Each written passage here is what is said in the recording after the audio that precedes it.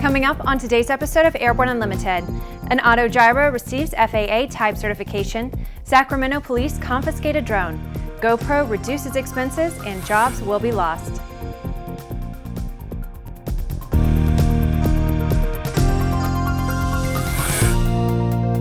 I'm Bree Cross. It's December 5th, 2016, and this is Airborne Unlimited. The expression breaking news seems to be highly overused these days, but to hear that an AutoGyro has just received FAA type certification is truly breaking news. Even better, this aircraft is eligible for operation by sport pilots. AutoGyro USA CEO Andy Wall said the factory-built Calidus AutoGyros are now a reality in the United States. In a press release, Wall said, quote, "This represents culmination of many years of hard work and perseverance by the team here in the USA and back at base in Germany too. We're literally over the moon." The original design of the Calidus dates back to 2009. Since then, it has been certified in numerous countries around the world. The company claims cruise performance to be in the range of 95 to 110 miles per hour, with a takeoff distance ranging from 30 to 300 feet. They simply list the landing distance as being very short. It is equipped with a Rotax 912 series of engine, but they also offer a 914 series of turbocharged engines. A Sacramento man who flew his DJI Mavic drone over the Winter Wonderland Festival at California Exposition last month had his aircraft confiscated by the Sacramento Police.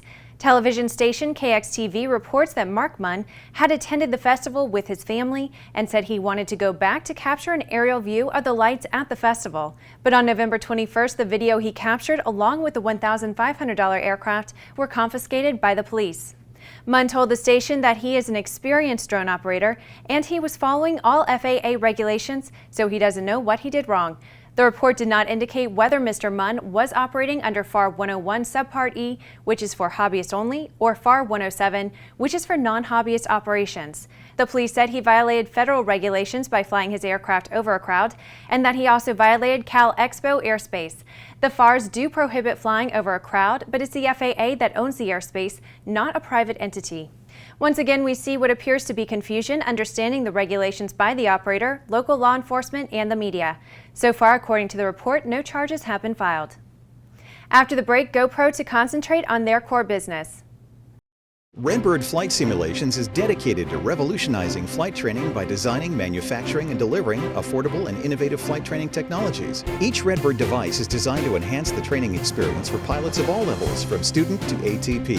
Redbird is quickly becoming the industry standard for flight training. Since Redbird introduced its revolutionary FMX in 2007, colleges, universities, and flight training operations around the world have integrated Redbird products into their curriculum. It's time to discover what Redbird can do for you. Join the migration. Based on the popular Sling 2 LSA, the Sling 4 was designed to be the most practical and desirable lightweight four-place experimental aircraft on the market.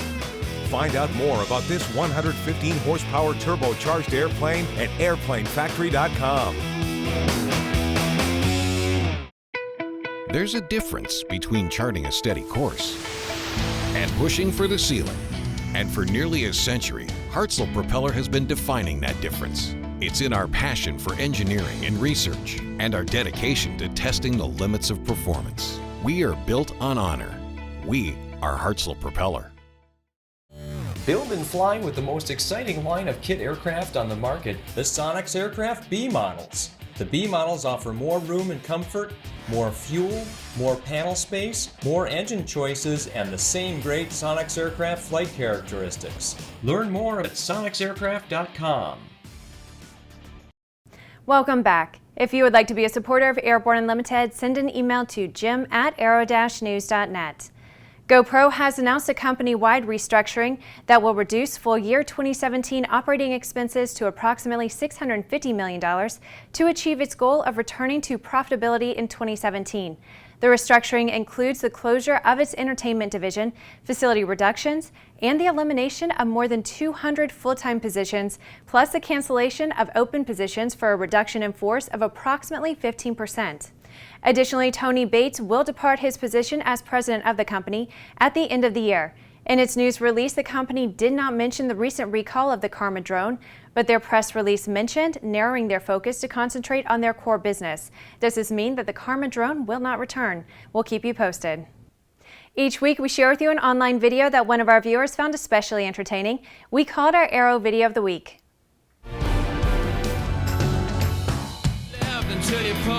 Final liftoff of Atlanta. To Shannon, what are we doing, Tom? Go get a burger. Hell yeah, milkshakes. All right, we'll see you guys later. Chasing the $100 hamburger is the ultimate fun in recreational aviation. However, if you're flying the right airplane, you might be able to do it a lot cheaper. This video shows us what recreational aviation is all about. Search Shark US Robin's Nest on YouTube. After these messages, Lufthansa makes a new offer to pilots union. Concorde's recombinant gas RG series sealed battery technology produces a high-performance battery with the advantages of being pre-tested and fully charged at the factory. Find out more about Concorde's entire line of batteries at www.concordebattery.com. Concorde, the heart of your aircraft. The Bristol Light Sport aircraft is what you are looking for. The Bristol is wider than a Cirrus, faster than a Skyhawk, offers more storage than a Husky, and comes standard with Garmin avionics. So what are you waiting for? Visit Bristol.com to find out how you can get into a Bristol today. Sandia introduces the new SAI 340 Quattro TSO'd airspeed, attitude, altitude, and slip. With integral backup battery, safety never looked so good. See it now at www.sandia.aero. Explore no limits flying in the FAA-certified Sea Ray Amphibious LSA, one of the top 3 best-selling LSAs in the U.S. Progressive Aerodyne Sea Ray comes equipped with a Rotax engine and exhibits extraordinary handling on land, water, and in the air. Check it out at www.searay.com. Welcome back. With so much news coming out of the aviation industry, we're summarizing some other interesting stories in a brief segment we call Around the Patch.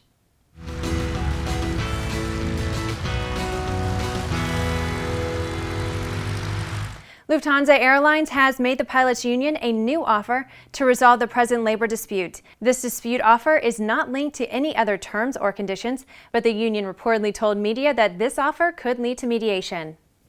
The transition team for President-elect Donald Trump has named congressional staffer and former NASA official Chris Schenck to their transition team. The purpose of this appointment is to oversee transition planning for the space agency.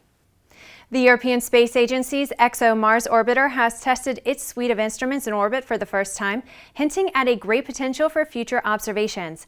It spent the last 2 orbits in November making first tests of its 4 science instruments. FLIR Systems announced that it has acquired Prox Dynamics, a leading developer and manufacturer of nano-class unmanned aerial systems. Prox Dynamics' Black Hornet aerial sensor is a system that is pocket-sized and can be hand-launched by a soldier. Esterline Simulation Visual Systems has been awarded a follow-on contract by CAE USA. They will be providing glass mirror collimated display systems for the U.S. Navy MH-60 helicopter technical refresh and procurement of simulators program. Well, that's the trip around the patch. Now let's move on to the rest of the news. Edwin Buzz Aldrin, the second man to step foot on the moon, has been evacuated from the South Pole, where he was visiting as part of an organized tour. In a statement, tour organizer White Desert said Aldrin was part of a tourist group.